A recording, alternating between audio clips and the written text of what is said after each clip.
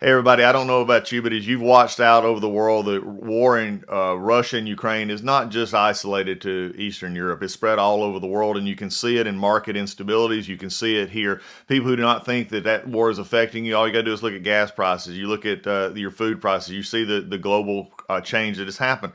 But you know something that's also affected investments as well. And I've said all along, legacy precious metals is your navigator. They're the ones that see you through to get to the next level. The good news about this is, even with market volatility, market instability, you've got options. And gold prices are rising as investors turn to gold. And gold presents a hedge against this inflation and that protects you against the weakening dollar, which we are seeing. Legacy Precious Metals is the only company I trust to deal with gold and silver and the other precious metals. You need this investment. You need this as part of your portfolio to keep you buffered from what we're seeing in the world, war and volatility in the market. This is where you need to be. Call Legacy Precious Metals today. Be proactive about this. Get on board with it. Call them at 866-528-1903, 866-528-1903, or you can download their free investor's guide at legacypminvestments.com. legacypminvestments.com, your navigator in a volatile world of investments. Do you want to listen to a podcast? By who? Georgia GOP Congressman Doug Collins. How is it? The greatest thing I have ever heard in my whole life. I could not believe my ears. In this house, wherever the rules are disregarded, chaos and mob rule. It has been said today, where is bravery? I'll tell you where bravery is found and courage is found. It's found in this minority who has lived through the last year of nothing but rules being broken, people being put down, questions not being answered, and this majority say, be damned with anything else. We're going to impeach and do whatever we want to do. Why? Because we won an election. I guarantee you, one day you'll be back in the minority and it ain't gonna be that fun. Hey everybody, it's Doug Collins. Welcome back to the Doug Collins Podcast. Glad to have you being a part. Summer is kicked in, and with everything going on, it's been great. I know we've had a lot of episodes this year, and I actually brought back a couple last week for you to go back and dive deep into. But we're starting off this week. I wanted to jump into a few things that we're just going to talk off the top of my cuff. It's going to be sort of one of those. For me, we've had, and we may even, look at it a little bit more. We've had the I'm done with you segment here before. We may do another one pretty soon, but it's just, I'm getting tired of what we're perceived and what is actually happening when the headlines don't match reality. And when I talk about that, we've talked about this before. One of the issues that we're dealing with, and just waking up, just the other day, and I was looking at these. I mean, we have in a country in which we have 9.1% inflation. I'm not kidding you. 9.1% inflation. I guess in the Biden administration's response is wait till next month. Okay, come on, really? That's your response? Wait till next month? Because they're saying, well, gas prices dropped, a little bit of this dropped. We also saw a strong economic number, which is going to guarantee you, folks, I'm going to tell you right now, if you're looking at this economically, you're getting ready to see another 0.75 increase in the interest rate. We've talked about this. It wouldn't even almost shock me to see a 1% interest rate, which would be the highest it's been in almost 40 years to match the inflation.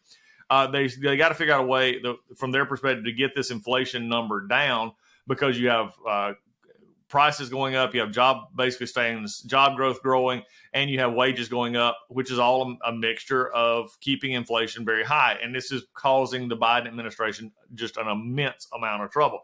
So when you look at the things going on, you have Ukraine. Again, the Biden administration's answer to everything is Putin's war in Ukraine. I mean, at this point in time, I've really, and I'm not trying to be funny here with you, but if you're listening to the podcast this morning, maybe you can agree with this. If it wouldn't be just even the mainstream media couldn't go along with it, I would almost say that the Biden administration would blame COVID on Biden invading Ukraine, because so far they've blamed Biden and the administration has blamed Putin's war in Ukraine on almost everything, from gas prices to food shortages to everything else. A lot of things not being discussed there, and we'll get to those probably in future podcasts. But we got issues of food shortages. We've got issues of the issues because Ukraine is a breadbasket to many parts of the world, especially Africa. These are things that are coming out of this. I'm laying out all of these things. We have a summer in which, in a year in which crime is going through the roof. These George Soros directed DAs all over the country are just not prosecuting crime. In fact, we just had the DA in Manhattan actually charged a man who was attacked in a store. I kid you not. He actually charged the one who was protecting himself. You can't make this stuff up, folks. And this is all in the backdrop of coming up of a 2022 election in November. You have a Biden administration that's completely rudderless. You just had the first lady compare Latino and Hispanics to being a breakfast taco. The diversity of this community, as distinct as the Bogotas of the Bronx, as beautiful as the blossoms of Miami, and as unique as the breakfast tacos here in San Antonio, is your strength. I mean, for all the stuff in the Trump administration, or even going back to Obama or even George Bush, I mean, can you imagine the first lady of any of the other administrations, especially the Trump administration, or go back to the W. Bush administration and had Laura, or you had Ivanka, you had one of the Trump kids, Ivanka or Don Jr. or Eric, or you had Melania, say that and compare in a speech, even seemingly if it was in a joking manner, to Hispanics being as different as breakfast tacos? This is, again, and it's almost crickets from the media about this. It was sort of bluffed over. Nobody said anything. But yet, a retired general who, after Jill Biden on her account tweeted something, it was about abortion and talking about women, basically just made a comment on it. He's retired now. I want you to understand he's retired, basically saying something to the effect of now at least they're discussing women and know what a woman is. He was retired Lieutenant General Gary Volesky was suspended from basically a volunteer role that he was doing in supporting active duty, advisors. And he was suspended from that role for critical comments made about the First Lady.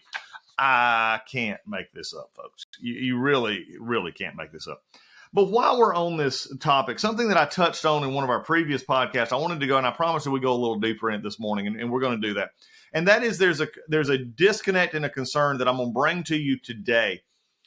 And I'm simply going to put this as straightforward as I can, without, because most all of you know that I'm in the United States Air Force Reserve, and there's a problem developing. And I want to lay out this problem simply from the perspective of here's the problem and what do we do about it. Now, one of the things that I brought out before, and we've talked about this before, is this absolutely terrible year of recruiting in the military. The Army is barely at 50%, probably a little bit under 50% of their recruiting goals. They're not making their recruiting goals. They say this goes back is the worst recruiting year since Vietnam era. You had some problems back in the Iraq War era. Again, it does go up and down, especially with economy, but also if there's conflict or something such as Vietnam, you're going to see a volunteer army take a little bit of a hit. People are just more hesitant. Families more hesitant to let young people join. There's a lot of, especially if the economy's okay, they can get jobs outside. This is all presenting a problem. Now, on top of this, not just the Army not meeting their goal, the Navy's having trouble meeting their goal. The Marines are right at their goal or just below. They're struggling as well. Air Force struggling as well to meet these goals. Now, we've talked about this in a lot of terms. And since our last time that I've mentioned this on the podcast, I've had a chance to talk to a lot of military people offline. I've had a chance to talk to a lot of congressional staff and members offline to say, okay, tell me a little bit more about this, because this is becoming concerning, because when you have the Army itself dropping its manpower numbers by 12,000, which is around a division, they're not even going to try and fill 12,000 of these positions. They've lowered their in strength number by 12,000. They're not even trying to fill these positions. All of this comes at a time in which the American military is at any point in time possibly headed to conflict, whether it be Europe, Eastern Europe with the Ukraine, Russia, if that was to boil over, Russia's bellicose language toward Finland and Sweden as they came into NATO, the more pushback and more close related nature you're getting to this Russian war in Ukraine to other NATO allies, that triggers a NATO response if something were to happen in one of these other countries, which triggers our response. On the same time, you go to the Southeast Asia, you have China, you have the issue with Taiwan. You see it growing more and more. You see the fact that China is taking off the pressure of the Russian sanctions on oil and others because they're buying all the oil that Russia wants to give. In fact, right now, the ruble is as high as it's ever been, and the oil is coming out basically at pre-pandemic levels and going to China and India and places like that. So some of these sanctions that were put into place to damage Russia is not working right now because you still have places in the world that are buying their oil. This is, again, still causing trouble in that area when you have, again, the aggressive nature of the Chinese military and Taiwan. You have North Korea, which is still has went back to its old ways. You have Iran, which in just this past week, Vladimir Putin has agreed to go to Iran to have talks. This is, again, another concern when you look at what is going on in the bigger picture of the Iran nuclear deal, which the Biden administration wants to bring back. These are all issues that have got to be dealt with. These are all issues that are sitting out there waiting for the possibility of a response from the world, which would probably include the United States. In addition to any just foreign allies who don't like us, Iran still thinking Israel should be blown off the map, shouldn't exist at all. We have issues in Africa, which, as I mentioned earlier, food shortages issues. I mean, you could see this grow in the continent of Africa. All of this stuff going on, and at the same point in time, we're experiencing some of our lowest manpowering levels and recruitment levels that we've seen since the Vietnam War. Now, one of the issues that came out was the simple fact that we are at a position in which the pool to recruit in the military is basically shrinking as we speak. They're down to 23%, according to General McNamara from the Army, who presented at the Armed Services Committee last month or two ago, saying we're down to 23%, meaning that out of the 23% of the eligible number of high schoolers and young people between 17 and 24 who could actually meet physical standards, education standards, pass drug test, criminal background check, there's only, out of, say that there was 100 of those people, there's only 23 that are actually eligible for the military because if they would meet those criteria. Now, at a certain point in time, you also have to take off a little bit more because they're not also adding in anyone who has not been vaccinated. So they're not even recruiting kids who have not been vaccinated, although we went over that many times in this podcast, that this is not the group that is the most highly susceptible and highly affected by the COVID-19 virus. Now, again, all of that taken into account.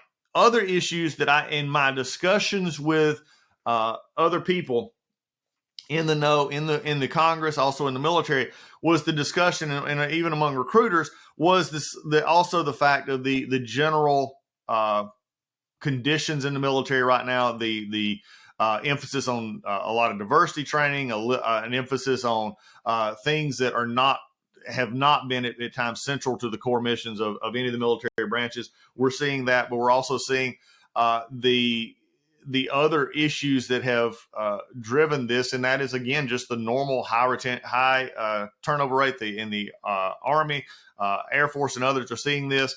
You having a stronger economy and economic job market for some of the pilots and others, which make it harder to retain in our Air Force. All of these things are now coming together on top of something else. And let's just talk about it. I'm going to tell you how I'm approaching this discussion without, I want it to be very much understood. The military and Secretary of Defense and the President made a decision to require vaccinations for all in the military, active duty, reserve, and guardsmen.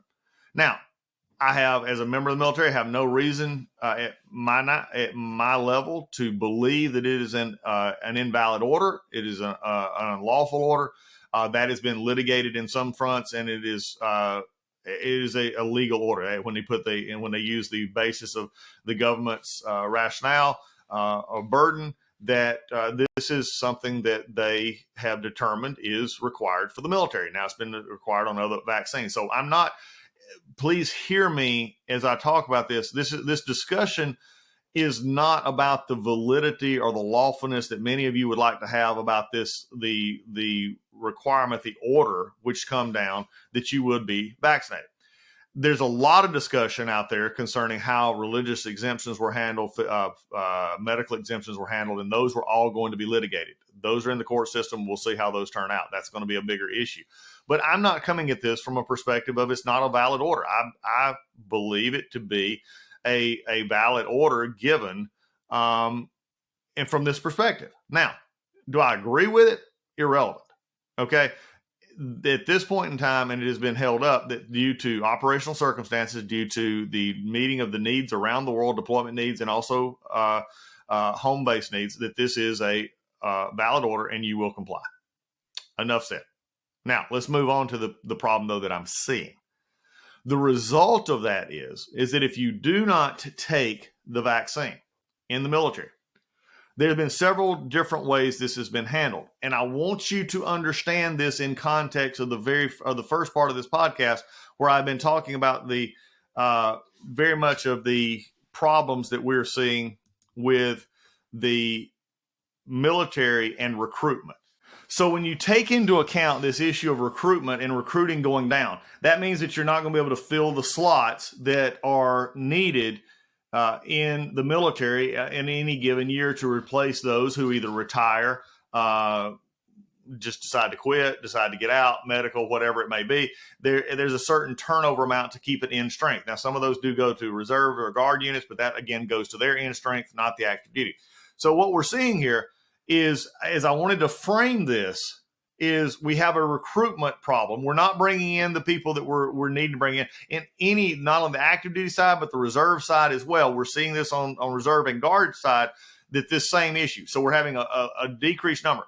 Now, I bring this up because now, after the order was given to get vaccinated or be, basically either taken off pay and points, discharged, which all of these are happening in the military, you've now created a bigger issue.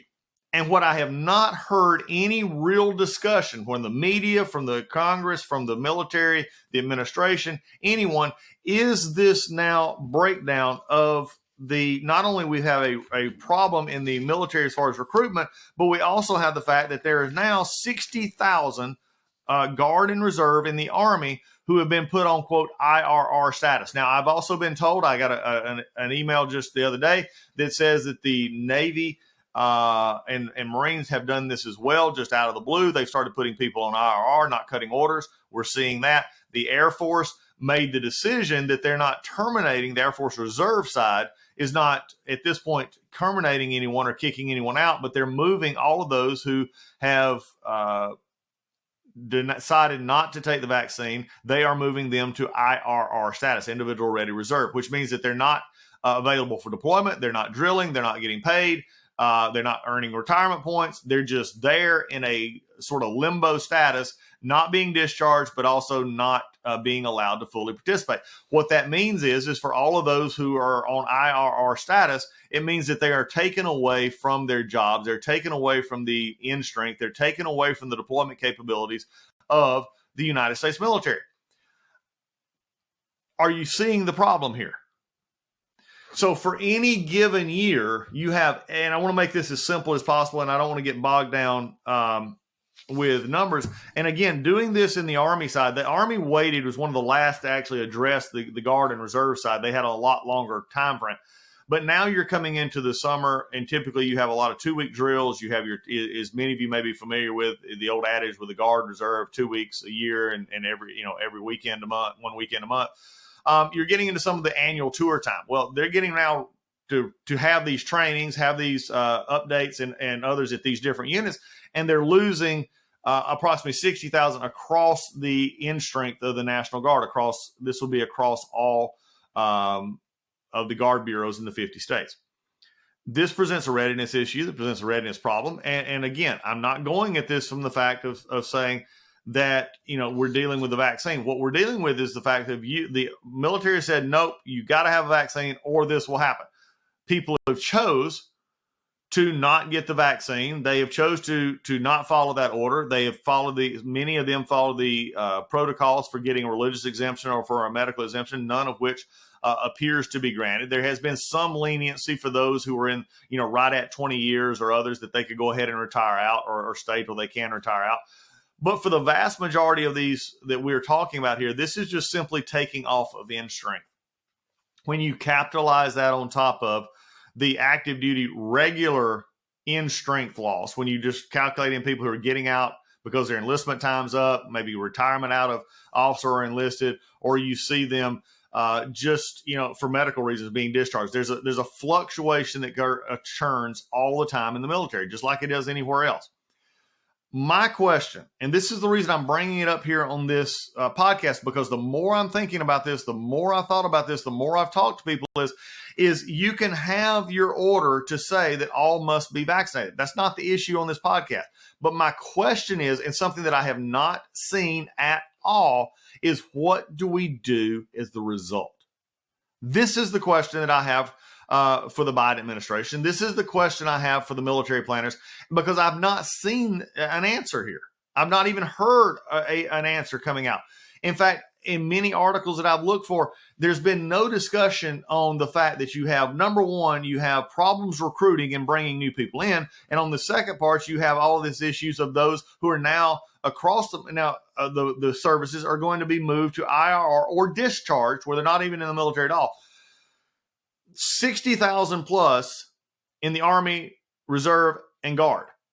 This is not counting Air Force Reserve. It's not counting Naval Reserve. It's not counting Marine Reserve. It's not counting Space Force Reserve. It's not counting any of those, which there are numbers in that. So you're looking at somewhere between probably 60 and 90,000. If you count the low end being the Army and the high end taking everybody else, you could have as much as 90,000 of these guardsmen and reservists who are going to at some point either be placed in IRR status, which is an individual that IRR status is off of the books, away from the unit, not drilling, not participating, non-deployable. No points, no pay. At the same point in time, you have the normal turnover in turn in the reserves and guard, in which you need to replace. Same is true with the active duty. So my question and my concern here is for a military that is already being worn out, a military that has had 20 plus years of active war, the military that is still constantly on call. We already have, had to place forward deploying troops into Europe. There's always this churn. But I've not heard an honest question, an honest discussion about how do we replace this. Now, it's not easy. I mean, I'm not sitting here on this podcast or you listening to this podcast and telling you, okay, here's the 5 steps toward increasing recruitment. I mean, I could go to many things we've listed here earlier about the problems that recruiters and others are saying that people aren't coming into the military or getting out of the military, especially from the vaccine perspective, or maybe it's because they can't get in because they're not in shape or they don't have a GED. In fact, the Army tried that just recently. They for all of about 7 days floated the idea of we're going to do away with the high school equivalency and GED equivalency if you can just score 50 or above on the ASVAB, the Armed Services Admission Test. If you score 50, then we'll take you. They're giving bonuses upwards of $10,000, I've heard, if you can actually go before October 1st to be put into this fiscal year's recruitment goals. But nowhere is there public discussion, seemingly, and I've looked, and if I missed it, you go to the DougCollinsPodcast.com. You can email me there. Let me know. I'd love to see it. But again, there's a lot of other things you can do on the Doug Collins Podcast at the .com site there, our website. And that is, you can even register to come spend a day and sit in on a podcast taping. And we'd love to have you do that. Just to use a way you can register there. We got a newsletter. There's all kinds of things that you can be a part of. But I've not seen it, and I've looked.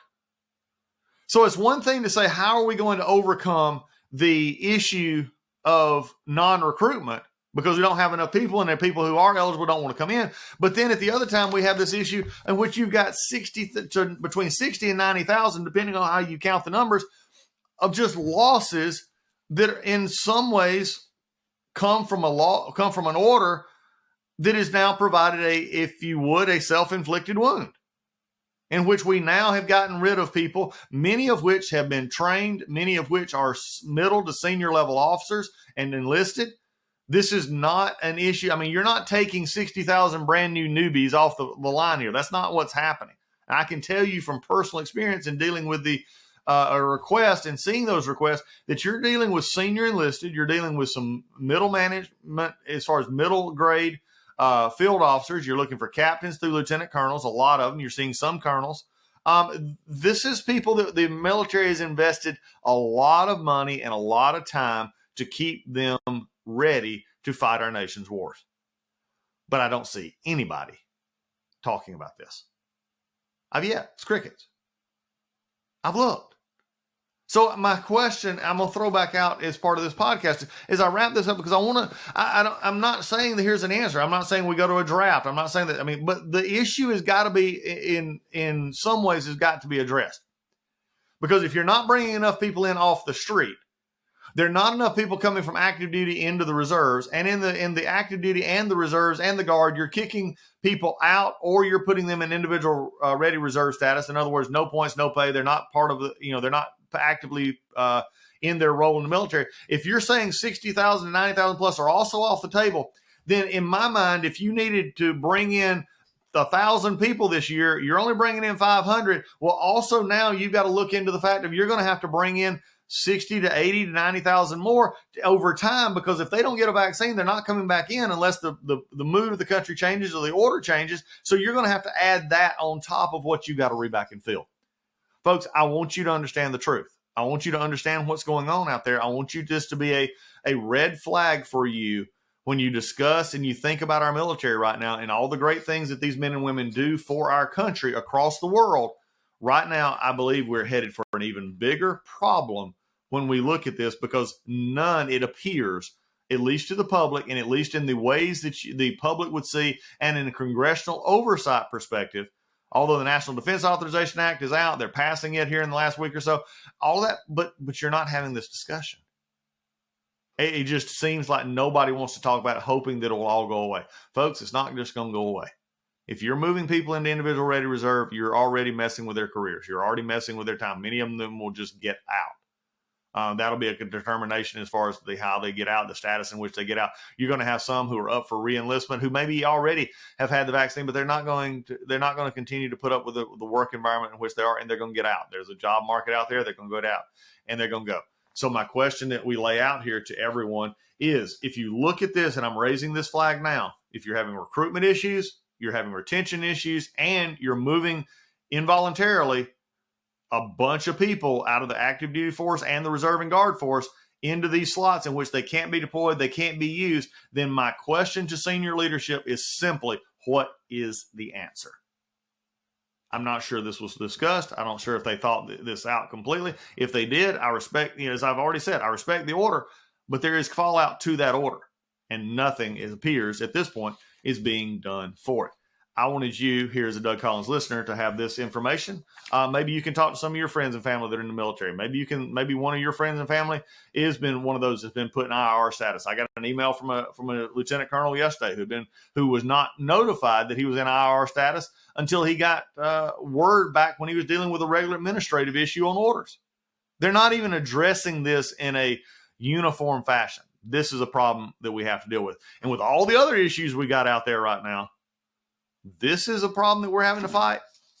I'm not sure the Biden administration thought this one out real well. Before we go today, though, on the show, I do want to touch base on something else. It is amazing, again, that after the Supreme Court decision in Dobbs' case, the Roe v. Wade case, it is now fair among all liberals that they can besmirch, tear down the integrity of the court, call it anything they want to, and at the same time also call for following Supreme Court justices such as Kavanaugh and Alito and Comey Barrett and others, Gorsuch, and follow them, and to actually, and Clarence Thomas and others, to follow them around where they eat and to protest outside the restaurants and to harass them in their neighborhoods and to continue. Now, we've talked about this before, and I'm going to say it again. There was no reason why there should not have been arrest and moving these protests before the Dobbs decision was ever put out, especially in these neighborhoods where this was just off limits, and should have been, because there's federal law that says you're not to do anything to intimidate or to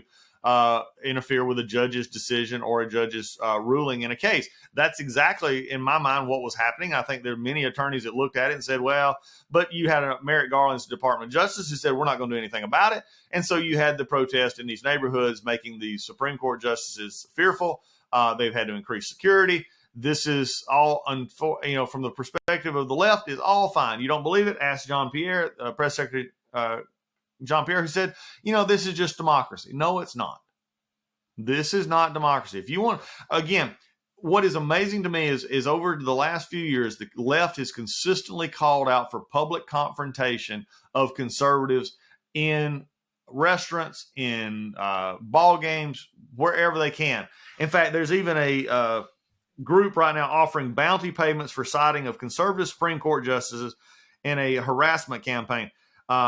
The Shutdown DC tweeted July 8th that they would pay bounties up to $200 for anyone who reports the whereabouts of Comey Barrett, Kavanaugh, Gorsuch, Thomas, and Roberts in pursuit. This all comes after, as you just heard a couple weeks ago, about Brett Kavanaugh having to exit through the back door after the protesters gathered out front at the Mortons in DC.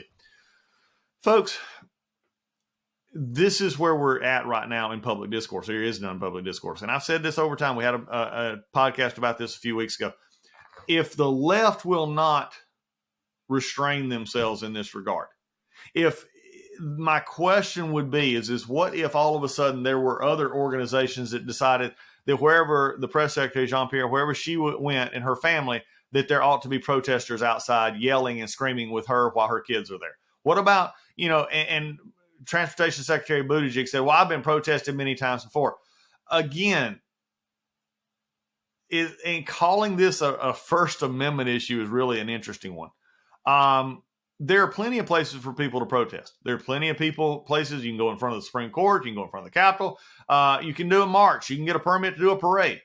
But the level of vitriol that's been sent after conservatives. I mean, you had Maxine Waters, basically saying we're never going to, let them have rest. You saw in the previous administration with Sarah Huckabee Sanders, who was run out of a restaurant in Washington, D.C. You've seen this, and the mainstream media does not have the fortitude that they have seemingly had when conservatives would say something that they didn't like or make a comment about a liberal leader or make a comment about calling out, or from the conservative side, us calling out the liberals in Congress and saying this is away from the line.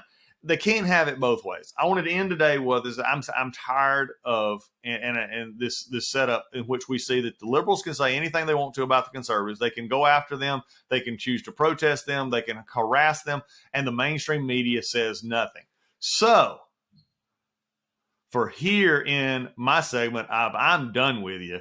I'm done with the liberal hypocrisy when it comes to this aspect of saying that these protests that were directly aimed at influencing judges, harassing conservatives, simply because you don't like what they do. I'm done with you. I'm done with the press secretary who hides behind the podium and says, oh, well, this is just democracy. I'm done with the mainstream media that has absolutely done nothing to do it. I'm done with Merrick Garland, who will not use the Department of Justice in a federal issue before the Dobbs case even came out to even step in and to help the states of Maryland and Virginia when you were seeing protests at the Supreme Court justices' side. I'm done with you. This has got to get better. There are plenty of ways to exercise your First Amendment rights to protest as much as you want to, but direct harassment in this regard is over the line. And all I have to say is if it was put on the other foot, if conservatives were calling for this among liberals, there would be an outcry. There would be a call for legislation. There would even be a call for impeachment if it happened to be a member of Congress. So, folks, here's your latest. I'm done with you. I'm done with the liberal hypocrisy when it comes to not getting the way you want and thinking that you can do anything you want under the guise of the First Amendment and democracy to, quote, harass, intimidate, and basically go beyond the pale of normal discourse in attacking the Supreme Court justice or other conservatives that you may see. That has got to end. And folks, that's another edition of the Doug Collins Podcast. Glad to have you with us. Look forward to talking with you again soon. God bless you. Hey everybody, I just want to talk about sleep. You know why I want to talk about sleep? It's because I just got out from underneath my MyPillow bed sheets and my pillow that I keep under my head every night, because I like to sleep on my side. I like to sleep on my back. I like to sleep, I move at night, and MyPillow is just the best thing that goes under my head. It keeps me getting restful sleep. The sheets are amazing. It's just what you need. Everybody understands you need 7 hours of sleep. Why not sleep in some of the best products out there? And Mike and the folks at MyPillow are great folks to do this with. And you can go to mypillow.com, or you can call them at 800-564-8475. Use code word Collins, Collins. You won't want to miss this. If you have not got these Giza bed sheets, you need them. They're amazing. They're soft. They don't wear out. You need those to get that sleep against your body at night and provide that cooling, just soothing nature that lets you get the most sleep. But they're not just about bed sheets and pillows. They also have the My Slippers. Amazing. I've talked to you about it before. I don't wear slippers, but I do wear My Slippers. They're amazingly comfortable. You can wear them outside. You can wear them inside. Great products. You've got towels. You've got all kinds of stuff. Go to mypillow.com. It's spring cleaning time. It's springtime to get out there and try and buy new things. Replace some of your old stuff. You'll want to replace your towels. Get some other products for your bedroom. All at mypillow.com. Mypillow.com, or call 800-564-8475. Use the promo code Collins, Collins, when you check out. I guarantee you will be satisfied.